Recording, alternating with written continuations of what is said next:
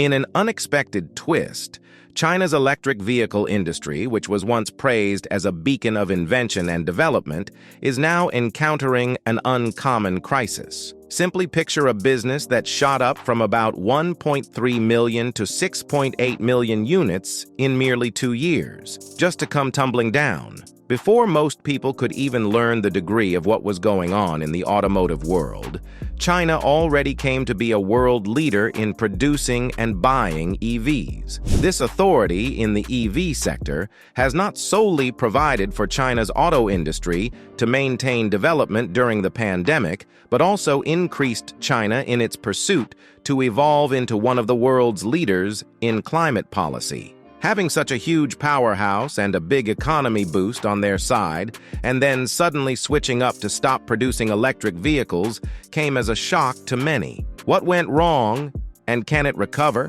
Have you thought of the fact that Chinese electric car manufacturing companies are in trouble? Did China manage to pull this off? Do you think things will continue this way? And do you think the governments alone are to blame for this? Welcome to the ferocious journey of China's EV industry, where the future is not steady and the stakes are high. Today, I will be talking about how and why the popular Chinese EV brands have stopped producing cars and are even firing their staff members. In the early 2000s, before the Chinese completely embarked on their specialization in the field of EVs, China's automobile industry was in an awkward situation.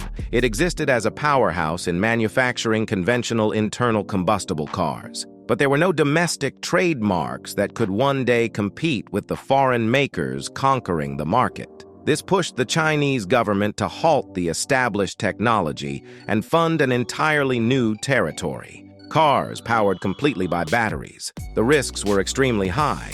As of then, EVs were mostly experimented with by brands like General Motors or Toyota, and they usually stopped merely after a few years. China already had some structural advantages in place. While EV manufacturing involves a different technology, it still requires the cooperation of the existing auto supply chain, and China has a relatively good one. The manufacturing abilities and cheap entities that maintained its gas car factories could likewise be shifted to help a nascent EV industry. However, steps were taken by the Chinese government to invest in related technologies as early as 2001. That year, EV technology was brought up as a priority science research undertaking in China's 5-year strategy, the country's highest-level financial blueprint. Plus, EVs also had the unimaginable potential to solve several other major problems, like curbing severe air pollution, lessening its dependence on imported oil, and assisting in rebuilding the economy after the 2008 financial problems. It appeared like a win-win. Then, in 2007, when an auto engineer who had operated for Audi in Germany for a decade became China's Minister of Science and Technology, came into position, the industry got a substantial boost. Wang Gang had been a lover of EVs and tried out Tesla's first EV model, the Roadster, in 2008, when it was released. People now praise Wang for pushing the national decision to go all in on electric vehicles. Since then, EV development has been prioritized in China's national financial strategy. But recently, the time it's taking for some of China's electric car makers to pay suppliers is decreasing. After years of rapid growth spurred by government support, the world's biggest EV market is facing a slowdown as consumers cut spending in an uncertain post-pandemic economy.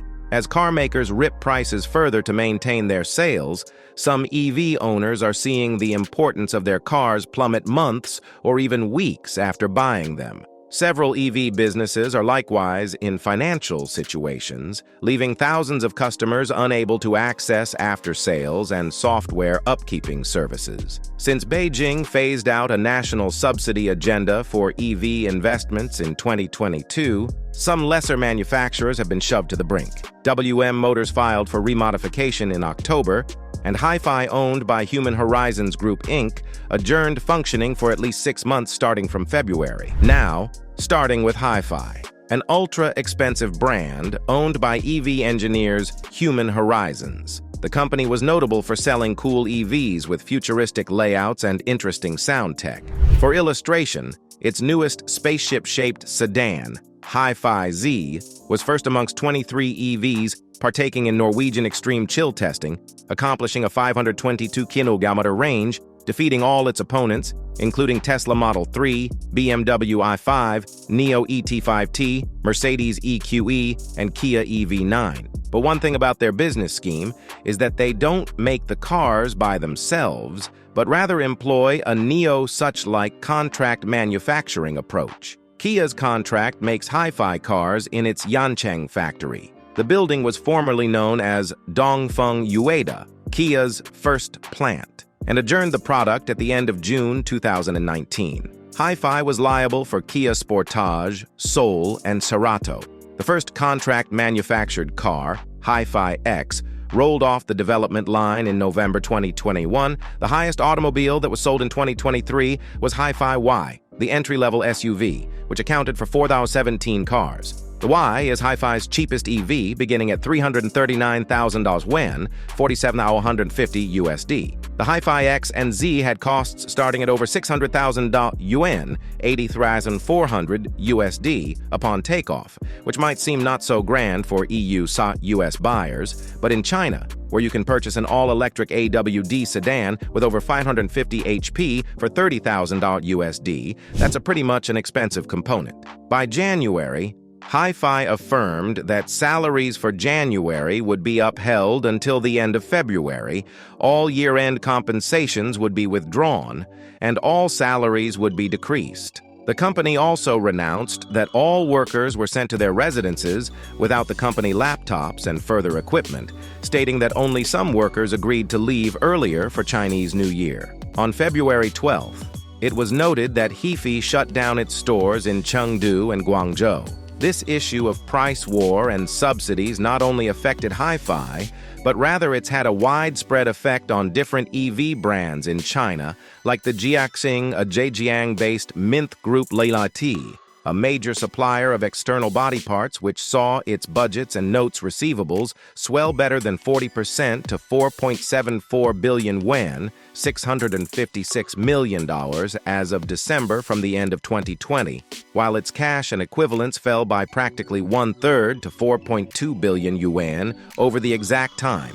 Also, Hunan Yuneng New Energy Battery Material Co., which was a primary supplier to BYD Co., saw its budgets and notes that receivables more than tripled to 10.43 billion yuan made at the end of 2022 from a year earlier, while cash resources fell to 435.2 million yuan. The figurative payment cycles are meaningful because of the stress many automakers are under in China, where economic development hangs around sluggishly and consumer opinion is suppressed. That's summarized by less demand for electric cars, and the once fast-growing demand is now attacked with harsh price wars and crunched earnings margins. Almost every country has hundreds to thousands of abandoned EV machines, right? The market is not making enough for these, and they need new capital. They also want to get subsidies from the government. Domestic market limitations and the fact that not really wealthy households are mostly present in China. Households who cannot afford the increased price will have to look for alternatives, thereby posing a threat to the sales of EV cars. Some of the problems being faced, generally by electric vehicle companies, started from the rise of the COVID-19 pandemic and the fact that many of the EV companies remain at the level of 500 units quarterly, which is not enough number that can attract new investors. The recent wave of bankruptcy indicates that Chinese EV companies are in big trouble. In the past few months, we saw that at least 5 Chinese companies declare bankruptcy, with some of them being considered quite prospective until not too long.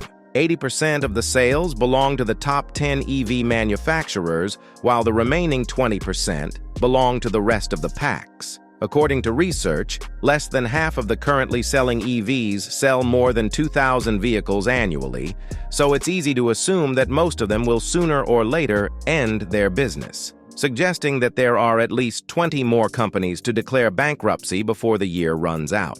Currently, about 91 EV companies are remaining when there were about 500 before. But among the top 10 EV marketers, there is still a lot of trouble because it's not easy to make a profit on electric vehicles and with a high volume of sales. Practically, BYD is the only company that makes more profit in China. 90% of the companies nearly exist no more, but it's just a matter of time before the remaining ones finally declare bankruptcy. As the China price war continues through 2024, we will see more EV makers sign wheels, as among 97 EV makers selling current cars in China, one thing is obvious: only the strongest companies will survive. While the government's help has been necessary in the past, it's currently up to the manufacturers to innovate and discover unique ways to keep up with the competition. The fate of China's EV industry hangs in the balance. Only those with pockets deep enough can continue selling cars